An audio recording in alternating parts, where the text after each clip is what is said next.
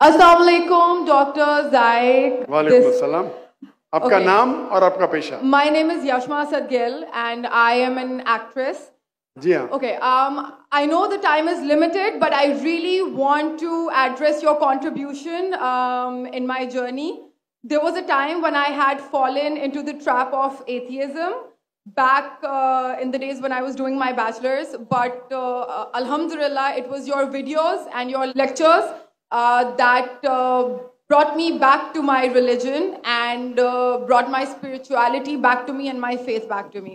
So Alhamdulillah for that, and thank you for coming to my country and especially my city. You've been a mentor and you are my, I'm literally shaking right now, I'm so sorry. Okay, so the question is, pardon me if I say anything wrong because my knowledge is limited. But at the time when I was doing my research and I came across your lectures, there was everything else that I could understand. But one question still remains, which is that this concept of predestination, and then there is this one concept of us human beings and Jannat having free will, right? तो अगर सब कुछ पहले से लिख दिया गया है, अगर सब कुछ predestined है, तो जो concept है कि अगर एक चोर कहीं पे चोरी करता है तो वो तो पहले से नहीं लिख दिया गया था, उसकी अकाउंटेबिलिटी क्या है उसमें फ्री विल के हिसाब से? बहन ने एक अहम सवाल पूछा है और वो कहती है कि पहले वो एक्ट्रेस थी और वो एथियज्म के जाल में फंस गई थी और मेरे कैसेट सुनने के बाद अल्हम्दुलिल्लाह वो वापस दीन की तरफ रुजू की और अल्लाह सुब्हानहू व तआला ने हिदायत दी। उनका मेन सवाल है कि कदर के बारे में। मैं आपको मुबारकबाद देना चाहता हूँ कि आप एक फिल्म इंडस्ट्री से वापस सही रास्ते पे आए। बहुत मुश्किल है, अगर मीडिया के जाल में फंस जाते तो निकलना मुश्किल है, लेकिन अल्लाह ताला काफ़ी लोग को हिदायत दे रहा है। आपको भी अल्लाह ने हिदायत दी। उनका सवाल है कदर के बारे में, अबाउट डेस्टिनी, फ्री विल, कि अगर अल्लाह सुब्हानहू व तआला ने मेरे तकदीर में लिखा कि मैं शराब पीऊँगा और मैं शराब पीता हूँ तो कौन जिम्मेदार? अल्लाह। ये सवाल बहुत कॉमन है, लेकिन अक्सर मुसलमान घबराते पूछने के लिए, क्या कोई फतवा न दे दे मुझे, मैं काफिर हूं। अल्लाह सुब्हानहू व तआला कुरान मजीद में इंसानों को एनकरेज करते सवाल जवाब के लिए, इसलिए कुरान मजीद में आप पढ़ेंगे 323 टाइम्स, 323 बार कहा गया है कुल, कालू, इन लोग ने कहा, और 323 बार अल्लाह कहते कुल, उनसे कहो। यानी कुरान मजीद की एक क्वेश्चन आंसर बुक है। 323 टाइम्स पूछा गया कि क्या सवाल है, अल्लाह बोलता है कुल, कहो कुल। उनने पूछा अल्लाह कौन है, कुल वल्लाहु अहद। तो ये कुल जो है, सवाल करना कोई बुरी बात नहीं, लेकिन ये सवाल बहुत कॉमन है कि हम तकदीर में मानते हैं, ये हमारा ईमान है। तो अल्लाह ताला अगर तकदीर में लिखा कि मैं मर्डर करूंगा, मैं किसका कत्ल करूंगा और मैं कत्ल करता हूं, तो कौन जिम्मेदार? अल्लाह। नऊज़ुबिल्लाह। अगर लिखा है मेरे तकदीर में कि मैं शराब पीऊंगा और मैं शराब पीता हूं, कौन जिम्मेदार? अल्लाह। नऊज़ुबिल्लाह। इसका जवाब यह है कि हमें समझना चाहिए तकदीर की क्या मानी है। और ये सवाल जब मैं दावती मैदान में तकरीबन 35 साल पहले शुरू किया, तो ये सवाल मुझे भी बहुत परेशान कर, किसने पूछा नहीं मुझे, अल्लाह की मदद है, अल्लाह की मदद है, जवाब मिलने के बाद ही लोग पूछते हैं। तो पहले चंद साल काफ़ी तहकीक की, लेकिन जवाब कोई किताब में मिली नहीं। जवाब मिला, फिर मैंने उलमा से पूछा सही है, तो उन्होंने बोले माशाल्लाह अच्छा जवाब है, अब मैं अभी पेश करूंगा आपके सामने। मैं मिसाल देता हूं कि अगर एक टीचर क्लासरूम में 100 बच्चे को पढ़ा रही है, 1 साल पढ़ाने के बाद इम्तिहान के पहले टीचर बोलती है ये बच्चा एग्जामिनेशन में फर्स्ट क्लास फर्स्ट आएगा, ये बच्चा सेकंड क्लास आएगा, ये बच्चा फेल होएगा। माफ करना, आपको मिसाल बोल रहा हूं, कल मिसाल है आपके लिए। और एग्जामिनेशन के बाद ये सही निकलता है, ये बच्चा फर्स्ट क्लास फर्स्ट आता है, ये बच्चा सेकंड क्लास, ये बच्चा फेल होता है।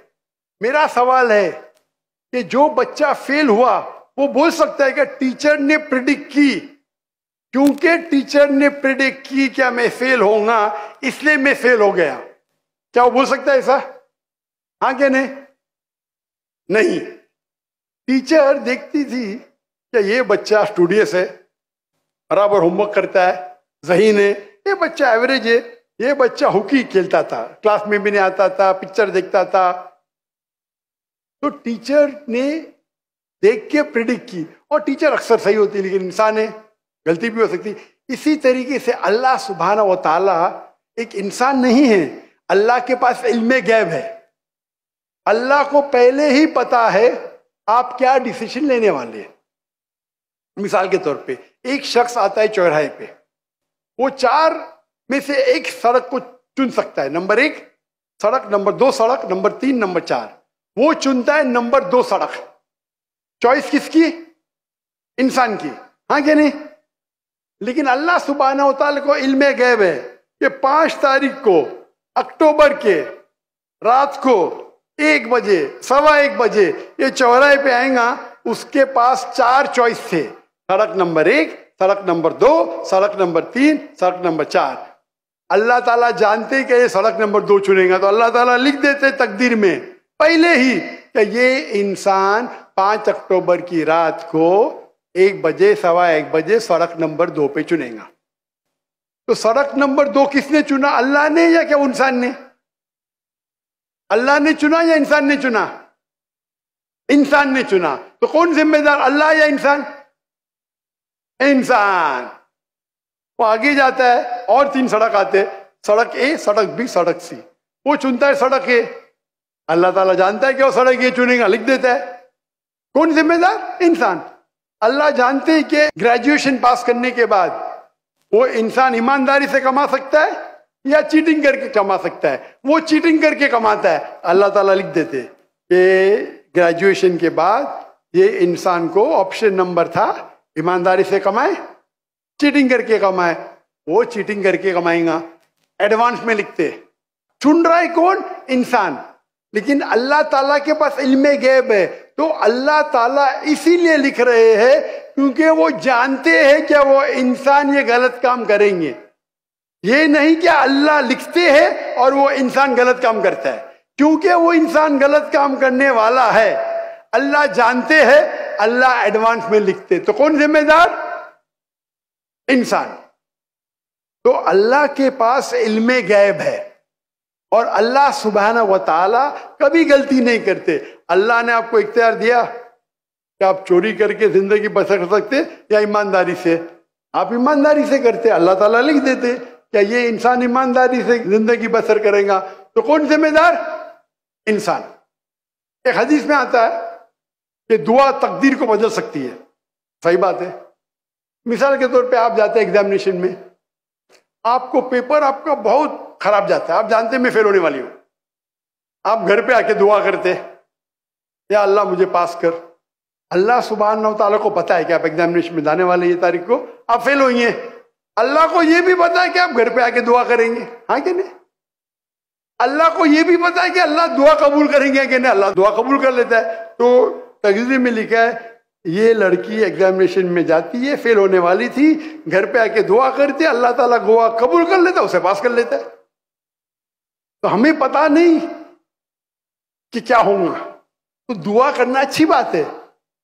इसीलिए अल्लामा इकबाल फरमाते, खुदी को कर इतना बुलंद कि हर तकदीर के पहले खुदा बंदे से खुद पूछे तेरी रजा क्या है। सुभान अल्लाह।